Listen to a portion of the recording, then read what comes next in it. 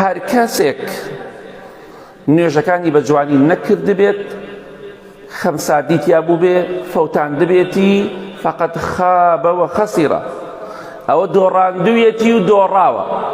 ئەو کەسێک کە لە قیامەت دۆڕاوە ئەو کەسێک کە نوێژ نەکەر بووە، ئەو کەسێک کە لە قیامەت دۆڕاوە ئەو کەسێک کە نوێژ ناکات. یاخود مانگی ڕەمەزان دەیکا و دوایی وازی لێ دێن، یان زەمان نوێژ ناکات، خۆی لەبیر دەچێتەوە.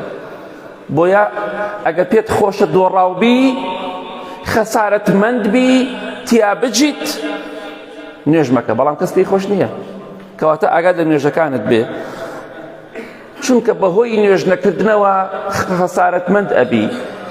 ڕەزامەندی خوا لە دەست خۆت ئەدەی، بەهەشتی خوا لە دەست خۆت ئەدەی، خۆشیەکانی ناز و نیعمەتی بەهەشت لە دەست خۆت ئەدەی، چونکە لە یەکەم خاڵی محاسەبەدا تۆ ڕزگارت نابێ، لە یەکەم ئیمتیحاندا تۆ تیا ئەچیت. خۆشەویستی خوا فەرمی صلی الله علیه وسلم هەر کەسێ نوێژەکانی باش بێ هەموو چاکەکانی باش دەبێت ئینشاءالله. ئەوەشی نوێژەکانی خراپ بوو هەموو شتەکانی خراپ دەبێت. کەواتە هەموو شتێکت بەسەردا دەشکێتەوە، ئاگات لە نوێژەکانت بێ، ئیستیقامە و بەردەوامیت هەبێ لەسەر نوێژ.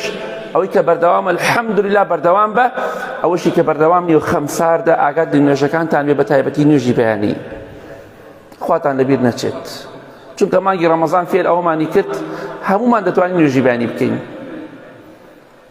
بۆ سەعاتی پێش بانگی بەیانی خەبەرت دەبێتەوە، ئەی بۆ لە ڕەمەزانە دوای لە کاتی بانگە خەبەرت بۆ نابێتەوە. کەواتە ڕەمەزان فێرمانی کرد ئێمە دەتوانین نوێژی بەیانی بە بەردەوامی بکەین، بەڵام خۆمان نایکەین، شەیطان زاڵ بۆ بەسەرمانە، ئەوانەمان کە نوێژ ناکەین بەنا بەخوای گەورە. بۆیە محاسەبەی خوا لە پێشمانەوەی خۆتان ئامادە کرد.